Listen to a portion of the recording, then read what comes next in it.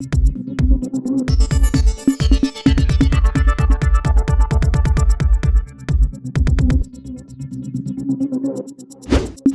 News Maharashtra बातमीचे वास्तववादी विश्लेषण. अर्ज करण्याचा शेवटचा दिवस होता. त्या आपल्या बरोबरच तुतारी असेल, शिवसेना शिंदेगड असेल, त्याचबरोबर या ठिकाणी घड्याळाने देखील सगळीकडे उमेदवार दिले होते. आपले बैठक देखील वारंवार उमेशदादा असतील किंवा इतर चरणराज चौरे असतील यांच्याबरोबर बैठका देखील झाल्या. तर काय आता शेवटच्या दिवशी आपण फॉर्म माघार घेतले, काय नेमकी स्थिती आहे आता? आज फॉर्म काढून घ्यायची शेवटची मुदत होती आणि बरेचसे माझे सहकारी यांनी आज बरेचसे ज्यांनी फॉर्म भरले होते त्यांचं मन वळवण्यात मला आमदार म्हणून यश आलं. या तालुक्यातल्या जनतेला एकाच एक लढत झाली तर आंदळकरांचा 100% पाडा होतो. असा DNA हा आपल्या या मोहोळ तालुक्याचा आणि आंदळकरांना तिरंगी लढत करायची आणि तिरंगी लढतीचा फायदा घेऊन स्वतःचा झेंडा फडकवायचा होता. परंतु नागनाथ महाराजांना हे मान्य नव्हतं. गेले 6-7 दिवस झालं मी आमदार म्हणून प्रचंड अशी मेहनत घेत होतो. पडद्याच्या आडून जे काय करायचं ते केलं. एकनाथ शिंदे साहेबांशी संपर्क साधला. आदरणीय अजितदादा पवार साहेबांशी संपर्क साधला. रोहितदादा पवारांशी संपर्क साधला. प्रदेशाध्यक्ष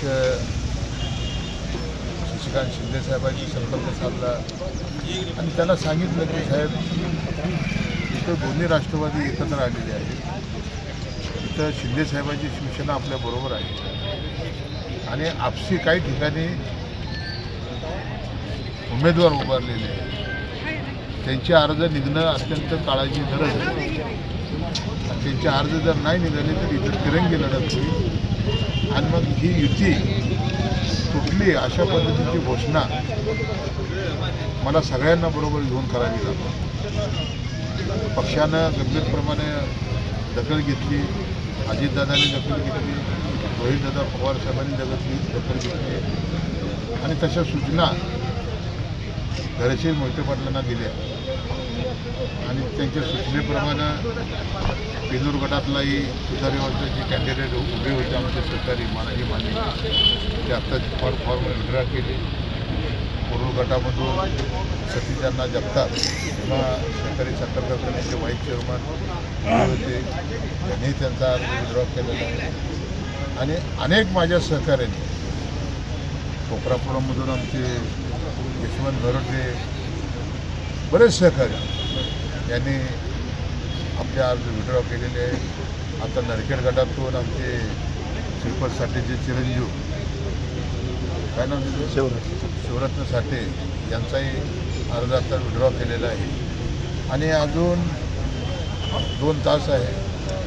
2 तासामध्ये बराचसा चमत्कार तुम्हाला बघायला मिळेल आणि ही निवडणूक निश्चितपणानं एकाच एक अशा पद्धतीची निवडणूक होईल.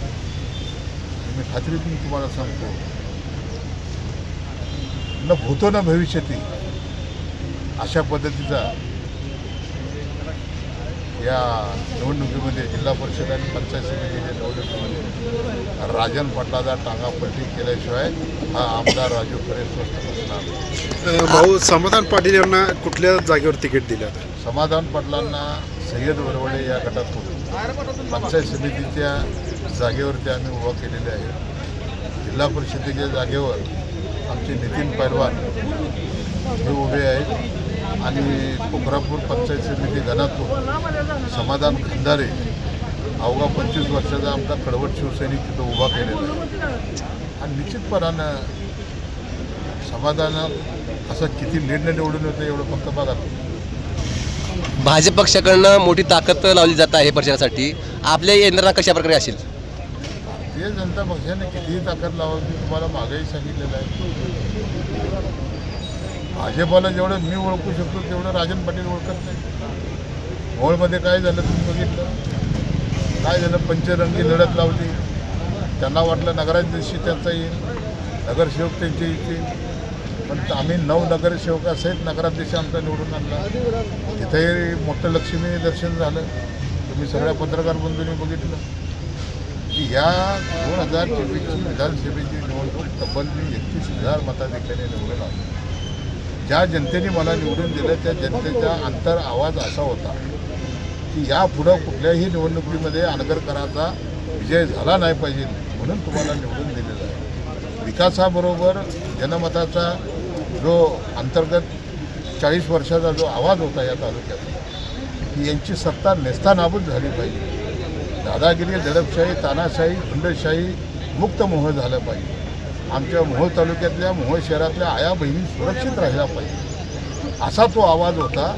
ज्या आवाजानं 31,000 मला निवडून दिलेला होता. तो आवाज रोज संध्याकाळी झोपताना विचार करतो की या जनतेचा आवाज जो होता की तुम्हाला निवडून का दिले, यांची दादागिरी चालली नाही पाहिजे, तुम्हाला निवडून का दिलं दिलं तर इथल्या आया बहिणी सुरक्षित राहिल्या पाहिजे. आणि म्हणून तुम्हाला सांगतो मोहोळमध्ये तुम्ही पाहिलं किती 7,000 रुपयाची नोकरी करणारी मुलगी एका CAच्या ऑफिसमध्ये 7,000 रुपयाची नोकरी करणाऱ्या मुलीला या मोहोळ शहराचं नगरपालिकेचं नगराध्यक्षपद दिलं. म्हणजे हा किती मोठा विजय असेल आमचा. आणि समोर किती बलाढ्य असा उमेदवार त्यांनी दिलेला होता. भाजपाची तर काय लक्ष्मी नाचत होती, अंगणसुद्धा पुरत नव्हतं एवढी लक्ष्मी नाचत होती. परंतु मोहोळ शहरातल्या सुजाण नागरिकांनी, मोहोळच्या जनतेने जसा विधानसभेमध्ये माझ्यासारखा टांगेवाल्याचा मुलगा विधानसभेत आमदार करून पाठवला, तसाच 7,000 रुपयाची नोकरी करणाऱ्या एका मुलीला या नगराध्यक्षपदाच्या खुर्चीवरती बसवलं.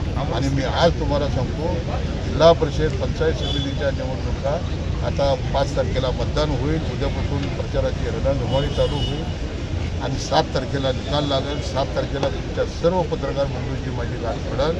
आणि आज तुम्हाला निश्चितपणानं सांगतो राजन पाटलाचा टांगा पट्टी करून हा न भूतो न भविष्यती अशा पद्धतीचा विजय हा आम्ही मिळवू.